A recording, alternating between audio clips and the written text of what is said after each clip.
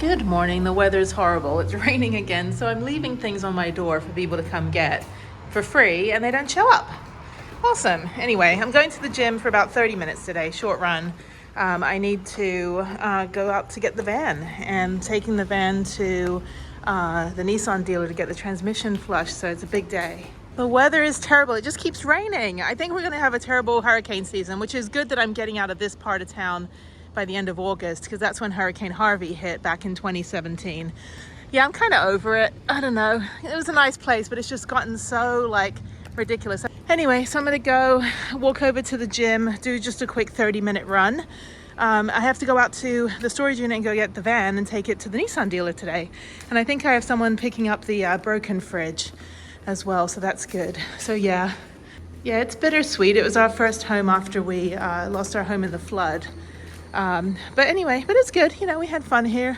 It was a great neighborhood. It was good, parks and stuff. But it's just, I think every year it's just getting hotter and hotter here in Houston. Last year we had 30 days where it was over 100 degrees. And thankfully I was gone. But I'm like, I cannot just live in air conditioning. I hate air conditioning. I'm British. We don't do air conditioning. Rain is fine, but the rain doesn't burn off the humidity. Anyway, here's my car. So I need to just get some water right now. And then I think there's me. Me just ugh. So yeah, I'm gonna do a run quickly, and then I have to go 45 minutes out to the van. I'm gonna take a whole bunch of stuff out to the van, work on the van today. I already cleaned it and stuff. I'm just gonna repack and sort out what I need and don't need. And then I made progress yesterday packing up the house. I'm getting through my bedroom, getting all the clothes sorted for donation and packed the ones I wanna keep. And then keeping the extra clothes that I'll use between now and moving out. So I want to basically just get it all over to a storage unit by July, or beginning of August, and just have the household all packed up, and then I know what I can sell. Selling all the furniture, I can always replace that. So, people take everything with them unless it's sentimental. It's like IKEA furniture. I can easily replace it with something else. So that guy's got a party going on over there. Party on my phone. All right, let me go get my water and go for a run. Good morning. I am going out to Joann Fabrics, and then I'm going out to the van, and then taking the van, putting the stuff that I have in the back to go in the van, and taking the van to Schottenkirk Nissan. So they're the ones that in another episode, all the employees are like, oh wow, that's so cool, you have a van. I'm like, you can all quit your job and get a van. So I'm gonna go out there now. It is horribly sticky and hot. I'm gonna try to work a little bit in the van, take the van out, but I'm getting the transmission flushed. So again, as I mentioned, Nissans are a CVT, closed valve transmission. So if you go to Jiffy Lube or something, they're not just gonna fix it for you. So unfortunately, so why is it sending me this way? Is that blocked? They're doing construction. This is why I want to get out of this neighborhood. It takes me 40 minutes to get out of here. This road might be closed. Road closed. I never know. It's like playing Tetris with the cars. Go ahead, dude. You're in an 18-wheeler. You get to go first, not me. Oh my God. Yeah, over here, they're building for 6 years. They've been rebuilding and adding, you can see up there. See those guys up there? So they've all been working for years on fixing this freeway, to make it bigger, but all that's going to do is make it a bigger parking lot. The Katy freeway, which I drive out to my van, is apparently, according to the internet, where everything's true on the internet, apparently it's the widest freeway on the planet or something. I'm like, I don't know. I've been in some toll roads in China where it seemed like the roads were bigger. Now, by the way, if you've ever been to China, when I was in Shanghai, I went to go put my luggage in the trunk of the car, and there was a gigantic propane tank. The cars operate on propane. I'm like, propane rather. I'm like, I don't think I want to. I think I'll walk. I don't think I want to go in that car today. Oh, it's crazy. Yeah. So I think there's roads in China that are bigger than the Katy freeway, but they're also counting the 2 lanes or 3 lanes, 4 lanes that are on the. Oh, it started raining again. Shit. So anyway, the 4 lanes that are the frontage road, which is the feeder road that goes along the freeway. So not only do we have freeways in Houston, we have mini freeways on the side of the freeways where you can go just as fast on the mini freeways as you can on the regular freeway. And then we have the HOV lane, high occupancy vehicle lane, and the toll road. So the whole of Houston is one elevated freeway, and it's shaped like a spider web, you can see on this picture. And so at night, the 610, which is right here, loops around Houston, goes past my house, is basically a NASCAR track at night. So all the supercars go like, you know, speed racing on it. The 8 Beltway is outside of that. That's also another NASCAR track, except you pay tolls on that one. And then the last one is the 99, which is the big toll road, and that doesn't circle. That circles like 3/4 of Houston, because it goes all the way down to like Channel View and like the Houston port. Oh, I'm getting a phone call. Hang on 1 second. Okay, I'm back. The phone call. All right, so Joanne Fabrics, Getting Prudence. What else? It is 11. It's already 11:20. Oh shit. Okay, yeah. So I'm gonna go to Joanne Fabrics right now and see if they have automotive carpet that I can put over the door. I'm going to try to get that done today. I'm just going to Gorilla Glue it. It's always funny when I never use the Gorilla Glue completely. So it's always fun when I get like a new tube of Gorilla Glue, because then I'm all like, oh, I can quickly fix things before that, you know, tube of Gorilla Glue, you know, like glues up itself and I can't use it anymore. So anyway, so I have a new Gorilla Glue that I got the other day. I'm super excited. I can totally just stick it everywhere. And then, yeah, the van's all clean. The van's sorted. I need to take the magnets off of the fridge, and hopefully somebody will come and get the broken fridge from me. And then I'll get my neighbor to help me carry the new fridge down to my car so I can put it in the van. I can't lift it down the stairs. What else am I doing? Flushing the transmission. Getting the fluids checked, getting the multi-point maintenance diagnostic, make sure there's nothing else wrong. Figure out if there's something like scratching the rotor in the front that's making a kind of a grinding noise when I'm on a dirt road. But that's not a big deal. I'm not going to be on any dirt roads going into I think everything's paved where I'm going. I'll be in Colorado, and I'll be in Montana and Utah. So I don't think I'll be on any, like, you know, I'm going to be in Salt Lake City, Utah, but I'm not going to be in any like back roads like I was when I was in the rest of Utah. So it should be fine. And then I think, I think I'm just going to unpack these 2 totes back here. Just go through my clothes one more time, make sure I have everything in there. It's permanently packed, everything in there that I want to wear, you know, that I want to have. Figure out how to sort out the pantry. I need to find, they don't have a container store down here, but I think I'll go to At Home as well, and go see if they have some nice like food organizing containers that'll fit that space. Because I have some at home, but I think they're too tall and they're also see-through, and I don't want see-through ones. I want something that's a little more aesthetically Instagrammable. I don't really want people seeing every morsel of granola that I have in my van, and also the mice will see it, and I don't want the mice to be like, oh, dinner time, let's go eat. So let me go. There's some traffic here right now. Where are you all going? It is a Thursday. It is a Thursday all day. And then tomorrow I'm just going to be home again. I'll run in the morning and I'll be home again to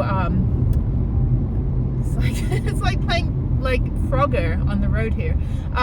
So I'm going to be home tomorrow. I'll run in the morning. Then I have to continue packing as many boxes as possible and just get them stacked up so I don't have to worry about that when I come back from this trip. Yeah, so I've got to be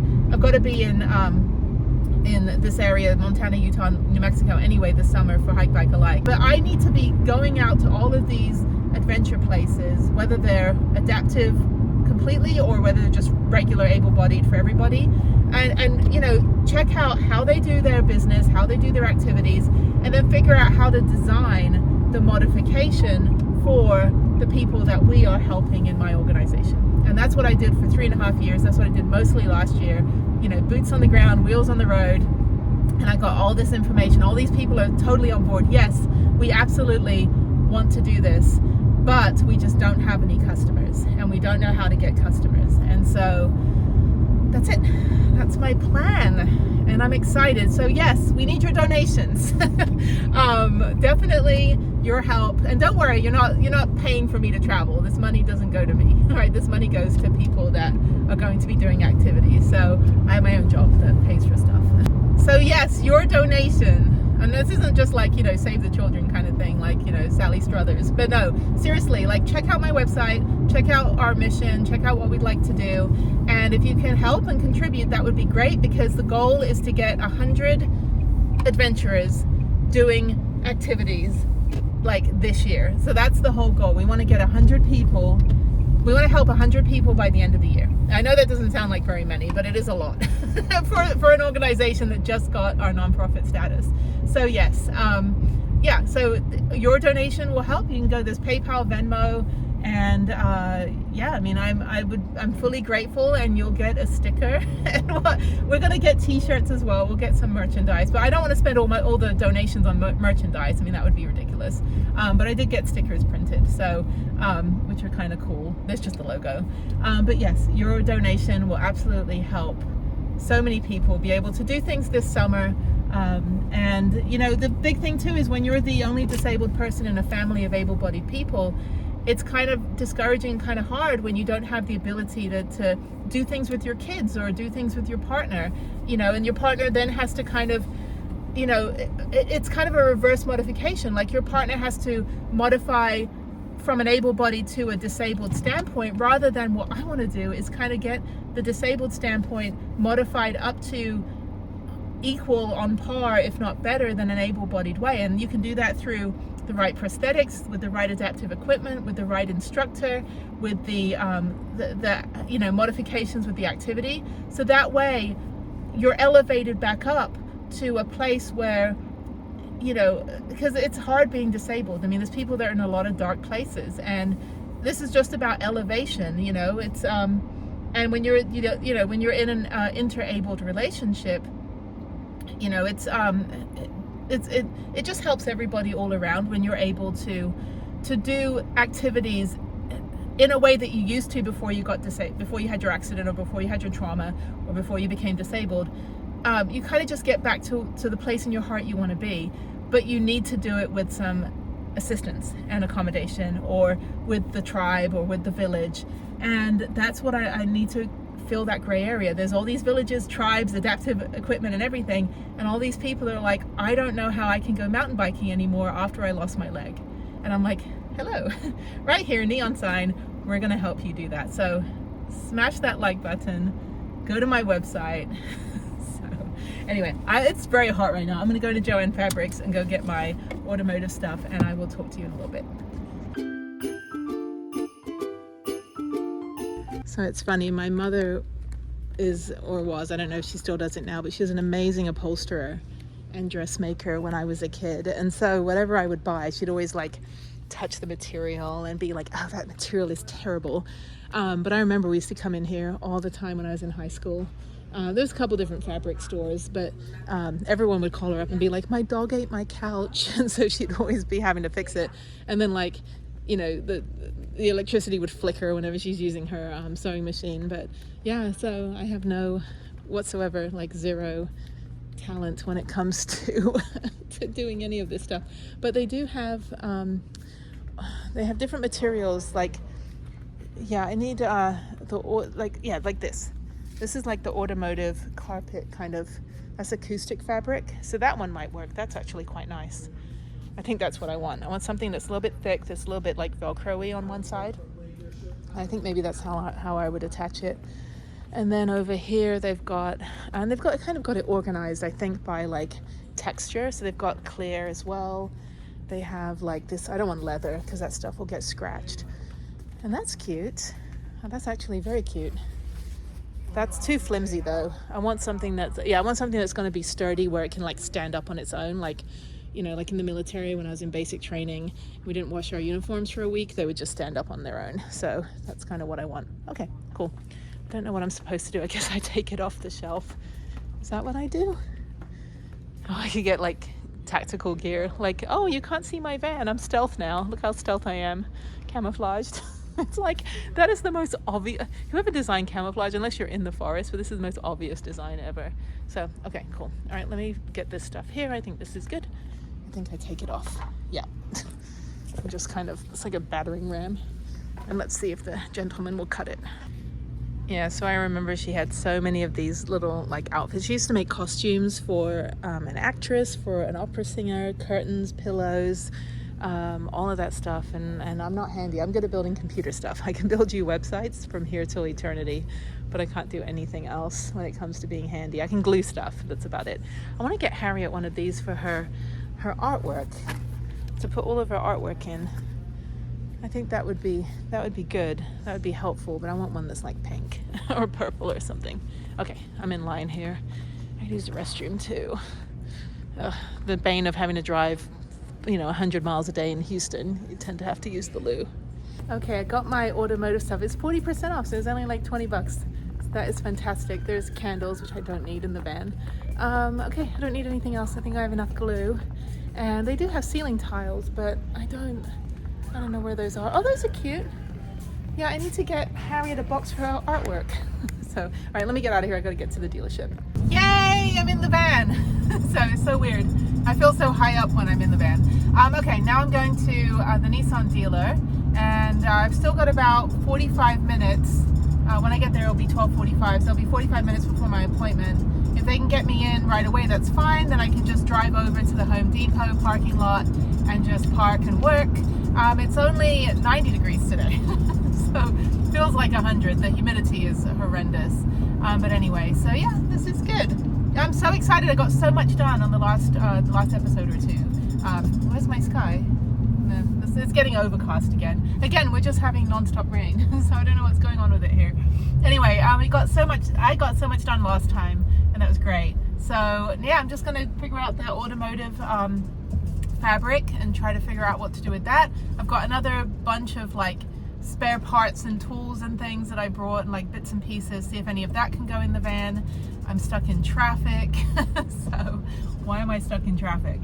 Anyway, I think this light's gonna take forever. So yeah, let me figure out how to get out of this debacle. I don't know, there's construction everywhere. It's like, come on. It's like, fix the roads that need to be fixed, not the ones that were perfectly fine forever. So, okay, enough babbling. I'm not going to complain. I'll just complain inside my heart and be like, judgmentally stare at people. That's what we British people do. Although I sound British, but I'm culturally American. I mean, my parents are American. I had an American household. Everything was American. We had 4th of July. We had Thanksgiving in London. But I just have this horrible accent that won't go away. Unfortunately, it just won't go away. It just will stay forever. I don't want to be in this. I want to go around. I'm trying to like drive this thing that has like a super wide turning circle. It takes like 17-point turn just to get out of here. Should not have gone this way though. Okay, I'm just gonna follow everybody else and then get on the freeway. All right, I'm here at the Nissan dealer. I have to go over 7,000 speed bumps. Ow, pain. Everything makes noise.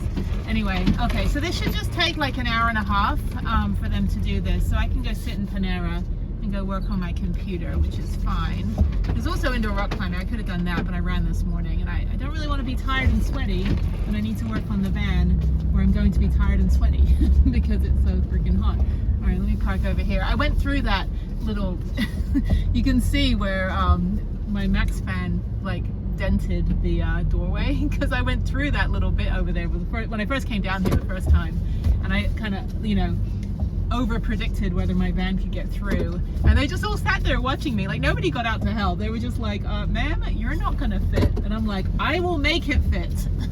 It's like putting toothpaste back in the tube. But all right, I am parking right here next to the delivery car, and yeah, this is always like anxiety. I don't have anxiety, but it's anxiety inducing having to go through any tunnels, under bridges, or through doorways. Okay, we're good. They're so funny. They know me and my van. So, okay, so I'm going to get my backpack and go to Panera, maybe get some lunch. I am quite hungry. And yeah, so they're going to go do an oil change as well. Even though I got an oil change 1,500 miles ago, I don't want to have to mess with trying to get one in places like Albert. I just want to be on the road. I don't want to waste a whole day getting an oil change. So there's that. And let me lock the door on the other side. I got my computer, and they're so nice. I should close the Max fan though. Let me do that as well, because I don't trust that gate. So anyway.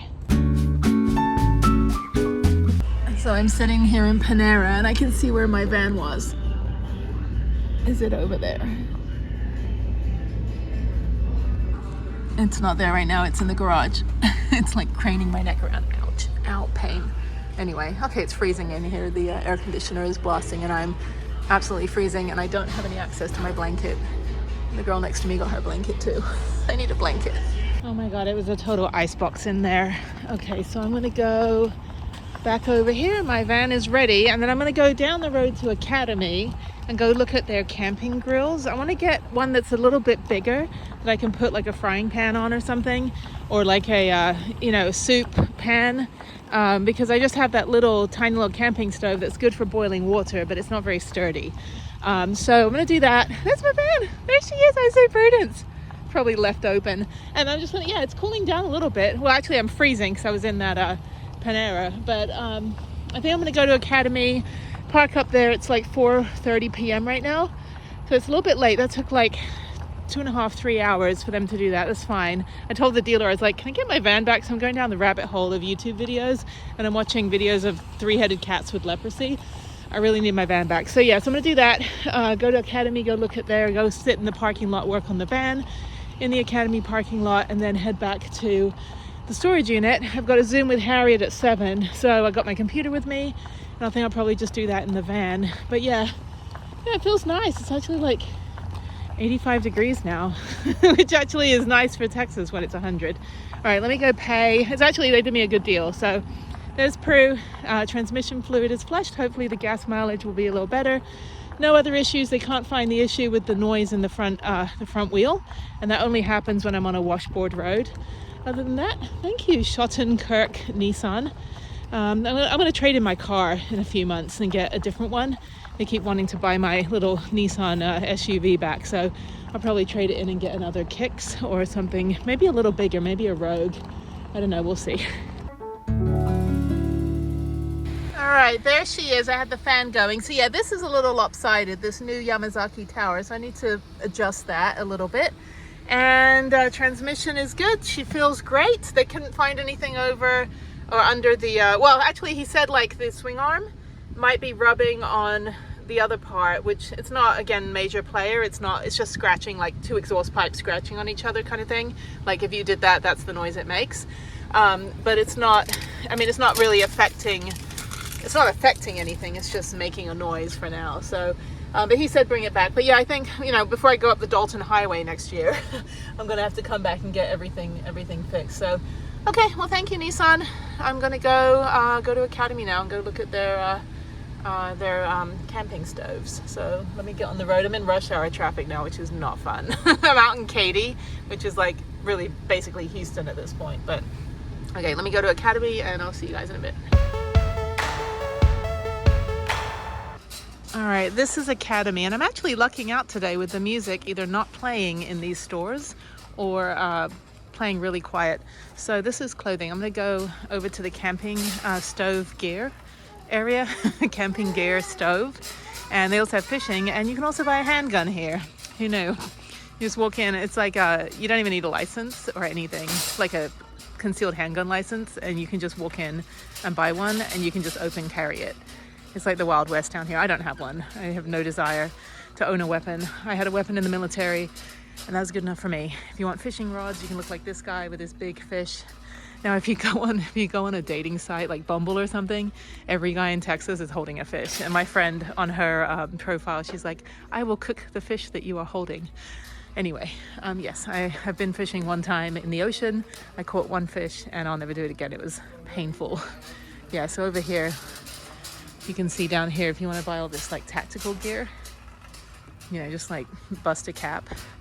It's crazy that you can do this. This is America. This is terrifying. Anyway, so it's like, I'm gonna not go, there's all this ammunition. You need some bullets? Just, what the hell, America? This is crazy. I mean, whatever, it's the Second Amendment, I get it, but still, it's like, it's just so like in your face. It's ridiculous. Anyway, I need to go find a camping stove. I don't need any Duck Dynasty kind of stuff. But yeah, gun safes and all that stuff. This is Texas, people. Or you can just bring a knife to a gunfight if you want to do it that way. You know, in the military, I had an M16. And there's an actual picture of me shooting my M16. We got a yearbook when we were in basic training. So there's an actual picture of me shooting an M16. That was fine. It was, you know, tactical, and I was master. What is it? Like, I got like the 40 out of 40. Like, I hit every target. It's fine. I'm left eye dominant, so I had to shoot left-handed, even though I'm right-handed. But I don't need one. I mean, the person who's going to shoot me would shoot me quicker than I could even grab a gun. So there's no point. Plus, I have a kid, and I just don't feel comfortable with that. But if you do, if that's your thing, more power to you. But for me, it's not a choice. I don't want to exercise my Second Amendment right. I love my First Amendment rights. Those are fun. My freedom of speech, but I don't need to do the Second Amendment. So, okay. Anyway, let me go find the camping stoves. All right, I'm in the van. So now I want to take all of this off and just measure. And I think I have to move this cabinet, which is fine. It's not even attaching. So I'm going to take everything out of the cabinet, move it over a little bit, and then that way I can put this on. I think I should be able to just drill into here, like along here, and that way that'll secure it. I don't care how. I just need one thing on each end. I just need one here and one there. I'm not too bothered. I just yeah. If I drill, actually, sorry, it's all over the place. The plywood is still on this end, so that's fine. I just had taken half of it off, as you can see, whatever I was doing. So yeah, so I'm going to take all these panels off like this, and then put the one sheet of nice automotive fabric, which is really nice actually. I got 2 yards of it because I could use it elsewhere, but it was really, really nice. Really good quality. It's actually not automotive, it's sound deadening, and so it's a little bit Velcro-y on one end, so it'll stick a little better to stuff. But I think if I just do this, I don't really need to be messing with the wires here anymore. Sorry, the fan's on. But I think that'll work. Okay, yeah, let me work on that. I just need to drill like 4 holes to secure it. So I'll work on that. I think that'll be the project. Once I get that done, I'm just going to put the clothes away that are in the totes. And that's it. And then I'm going to head back to the storage unit. But I think I'll hang out here. It's actually quite cool right now, so that's nice. So yeah, just kind of chilling in the Academy parking lot. And then I'm going to fix the angle of this pantry here because it's kind of lopsided. Okay, that is so much better. Okay, that looks great. So let me figure out how to secure it. I think I'll just Gorilla Glue it. I'm not going to use any screws or anything. So I just put Gorilla Glue. That should hold it for now. And then when I can get this cabinet out of the way, because this cabinet is actually attached in more than one place. So I'm not going to deal with that right now because I need to open the door and it's too hot. Okay, so that should be fine. Okay, cool. It didn't actually go all the way over, but that's fine too. Like, no one cares. I don't care. I've got extra pieces. I can put this piece, or I can use some of these other pieces, but no one's ever going to see that really. And if they do, then they just need to like stop talking. So, all right, let me stop talking and do this as well. Okay, believe it or not, that looks so much better. There's so much more room. That works. I'm just sitting in the Academy parking lot. Academies are like sports store. And then I'm going to call Harriet on Zoom in a little bit, but I'm not going to drive all the way back to my storage unit right now because it's rush hour traffic. So I had a salad at Panera. I'm tired too. It's hard being in the heat, you know. But anyway, but yeah, they did me a solid. The transmission sounds great. The van sounds amazing. And yes, I'm just kind of just hanging out here with the fan going, the AC going, and just, you know, there's the other half of it over here. So I have one more tote down there. So these are just my clothes and everything. But I've got to figure out the pantry. I've got to get some. I guess I could. No, I don't have time to go right now. It's already 6:30. But I guess I need to find some nice like food storage, not just clear plastic ones. So I think I'll go over to Container Store. They don't have any Container Stores out here in Katy, which is weird because it's like the wealthy suburbs. So you'd think they'd have the fancy stores. But I'm gonna go to can't even speak. I'm gonna go to Container Store probably Saturday or Sunday and go ahead and see if they have additional like nice like airtight canisters that I can put. I use some of that automotive not automotive, the sound proof material as shelf liners, so that way the shelf doesn't get all scratched up. So that's good. Trying to get my money's worth, and that's it. So yeah, I have the max fan closed because the AC is on. But this is great. I mean, even in like 90-degree weather, it's not even hot in here. It feels actually really nice because I have the Havelock wool. And I think putting that material on the door, I think that'll insulate it a little bit better. So it looks great. I've reinforced it. And yeah, I'm just going to chill out now. Oh, I need to get out of Texas for the summer. It is way too hot here to do anything. Can't ride my bike. I don't really want to ice skate. Ice skating takes up like the entire day because I skate for like 5 hours, or even if I skate for 4 hours, it's still, I've got to go over there, get all geared up. You know, it's like I can't just do my 2-hour bike ride anymore because it's just like 100 degrees at 6 o'clock in the morning. And the other one is, you know, ice skating or rock climbing, running at the gym. It's like I like, you know, I can run, but running every day is probably not going to be great on my lower back. But I just, you know, I can jog for an hour and that's fine. But I'd rather be hiking and mountain biking and doing other stuff and finishing off the national parks. I got to fill in all the empty bits, if you can see the map there. I don't know. I don't see what you see because I'm just holding the phone above my head. And there's me, proof of life, just laying here. Power tools, Panera, and then the map. And there's the map. It's backwards on my phone. Why is it backwards? Who knew? So anyway, yep, there's me. I should get up. If I lay down, I'll fall asleep. Anyway, so yes, I got so much more room now. Yay me. I'm gonna go head over to At Home. It closes at 10, and that is a red ass sun right there. That sun is red, red, red. That is so cool. Usually it's blinding me and burning my retinas, but anyway, I'm just driving around a bit. I'm actually about 20 minutes from my garage now. I went back east on the 10 freeway because I just want to kind of drive the car around now that the transmission is done. But yeah, check this out. That is insane. I've never seen a moon or a sun so red. But it's funny because when I lived in Japan, that's why it's like the land of the rising sun. Like they believe that the sun is red. That's why there's a red sun on their, you know, on their flag. And I lived in Japan for 4 years. So when the little kids, they would draw the sun, like, you know, like little kids here, we draw the sun as yellow. And the kids, when I was in the little kindergartens and they're drawing my portrait, and I said, okay, I'm going to be, you know, in a meadow with a mountain and the sun shining. And I had just this like gigantic, like bright pink face and the sun was red. And I just be like, that's beautiful. So it was really fun. The little kids, hang on one second. Sorry, I'm all sweaty now. It was really fun. Like the little kids would like draw my portrait and they do the whole thumb thing, like, you know, like one eye open, and I'm like, and I'm sitting there like, you know, all like, you know, stiff upper back and like shoulders down, and I get the picture and it was like, sure, I have some of the pictures somewhere at my house. When I'm packing, I'm gonna try to look for some of the old Japanese stuff. I'll show you. But yeah, it was like, yeah, I guess that's what I look like. And the junior high school kids used to say that the foreigner that worked, like the gaijin, right, the foreigner. So the person that worked before me, because I was part of like a graduate program, I guess.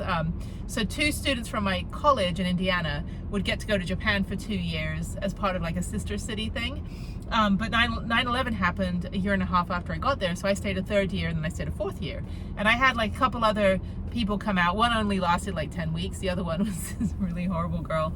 We weren't even friends in college, but she was like the nastiest person to me. I said, really? Seriously?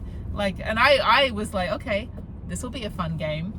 So, you know, like kill her with kindness. But she was just, no, I don't know, just angry person. But anyway, so, and I'm all like, woo, go sing and dance for kids every day. And she's just like, I'm like, why'd you even come here, dude? Like, go back to America if you don't want to be in Japan. So the other guy didn't want to be here at all. I don't think he knew what the job was. He lasted 10 weeks. He crashed his car.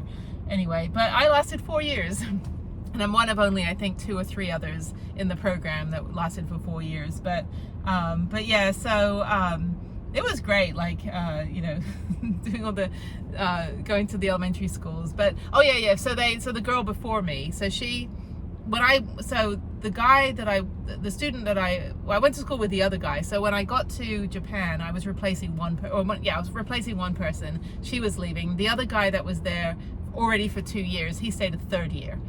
So I got to work with him, and I worked with him in the bookstore in the college, so I already knew him. So I was like, oh, here we are working together in a foreign country. So he was a really good guy. So we worked together, but the other girl left. And so the kids would always say, like, they'd always say, oh, the other foreigners, they smell like hamburgers. You know, they always had these different, like, perceptions, and like, oh, your intestine is longer than our intestine. I'm like, pretty sure the intestine is the same, you know. But it was interesting to see, like, because it was a little fishing village in the north of Japan, but to see like their perception of, like, you know, Japanese versus the rest of the world. And even their language is like, you have Nihonjin, which is Japanese, and you have Gaijin, which is everybody else. And so living in Japan, a lot of the words are like foreign borrowed words. And so those are written in katakana. So you have three, like, I don't know, we're doing Japanese lesson here, but anyway, you've got hiragana, kanji, and katakana. And then you have furigana, which is like the little writing that's on top of the kanji. If you can't pronounce the actual character, then it'll spell it out in the phonetic way. That's very helpful. So you have to learn katakana and hiragana at least, so you can like conjugate verbs and stuff. But all foreign words are written in katakana, but all foreign words are not all English, right? So you'd go somewhere and be like there's a all-you-can-eat restaurant. It's called Baikingu, and Baikingu is actually the katakana pronunciation of Viking.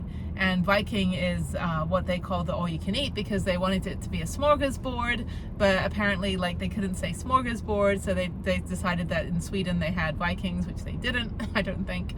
I think that was a Danish or Norway thing. Anyway, actually abroad in Japan just talked about this, which is funny. But yeah, so Baikingu is Viking. And so if you go to Japan and you, for some reason, speak no Japanese, you could probably say the foreign word, but you would have to pronounce it in a Japanese accent. And it's not like you're being derogatory or you're being racist or anything like that.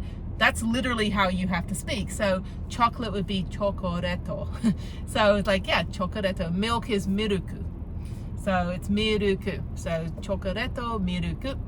So you can say miruku kudasai. I would like some milk. You could say, they have, yeah, there's a ton of it. But then, like, clown, like, we used to go to this curry place in my town called Piero Curry. And Piero, and so kare is curry. So Piero Kare. And we're like, but it's a clown. And then I guess Piero is French. So it's really hard because there's a bunch of other foreign words in there that you're like, I don't know why they've borrowed this word and turned it into their Japanese version of the word.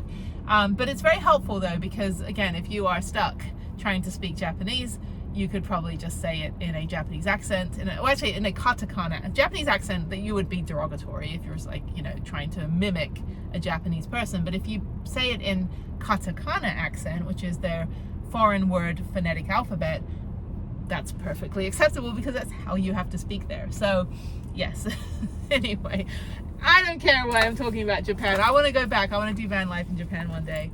I think that would be fun. I've done a lot of road trips in my little Daihatsu Mira. This is my car that I had. Managed to pile a bunch of crap in there, including a bicycle at one point. And a Daihatsu Mira and a Daihatsu Move. And the Mira had my bike in it, and the Daihatsu Move was a little bit bigger. But yeah, so I did that, and then but I never really did like van life because, you know, back then it wasn't like, I didn't know how to get a camper van. You know, we would just pile into my friend's Delica, like 10 of us, and go all the way down to, you know, Osaka. And the thing is there, a lot of cars will start dinging if you go over like a certain speed limit. Of course we were, because we had to hightail it from northern Japan down to Osaka.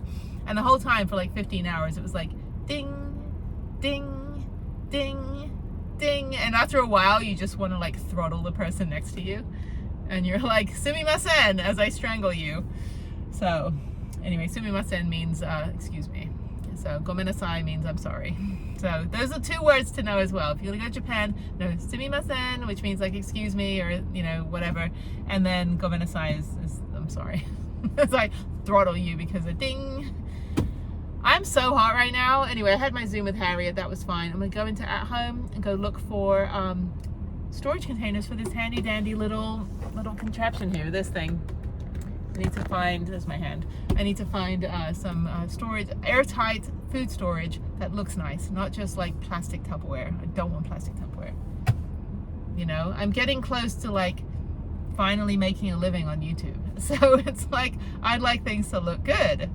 you know, for all my new fans. And I'm just kidding. I appreciate you all. You know, I just did this for fun. I thought, you know, I've never really done video editing before, and there is some production value in this stuff, believe it or not. Maybe not.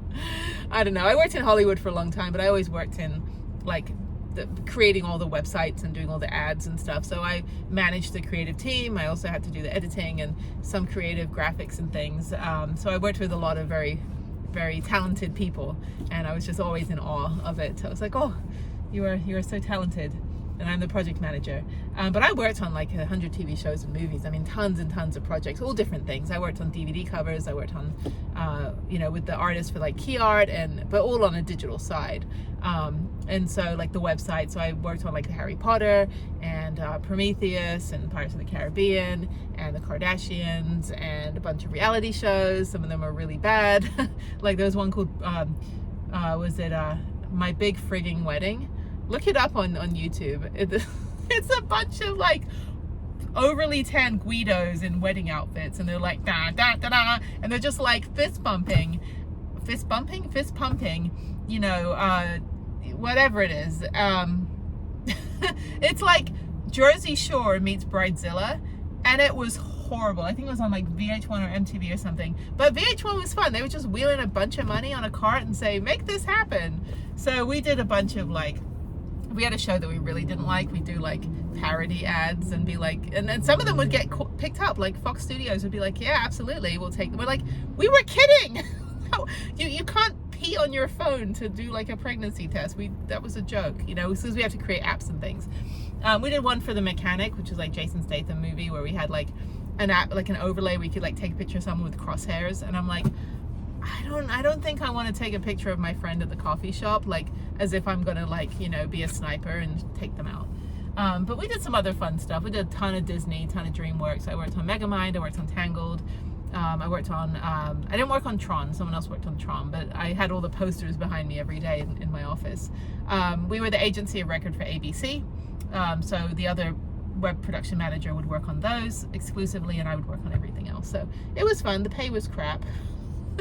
The pay was crap, the hours were long, but we loved it. And it was before I had my daughter, so I was all like, yay, my coworkers are my family. And you know, I miss it. I wonder what it would have been like if I hadn't left Los Angeles, if I had continued to work in that industry. I think it would have been all right. I definitely would have excelled, but life is what it is. Okay, I'm sorry. I was going to end the episode, but why is it's not even it's June and they've already got Halloween stuff out. I'm going to leave the planet now. I'm going to go get on the next ship to Mars. That is insane.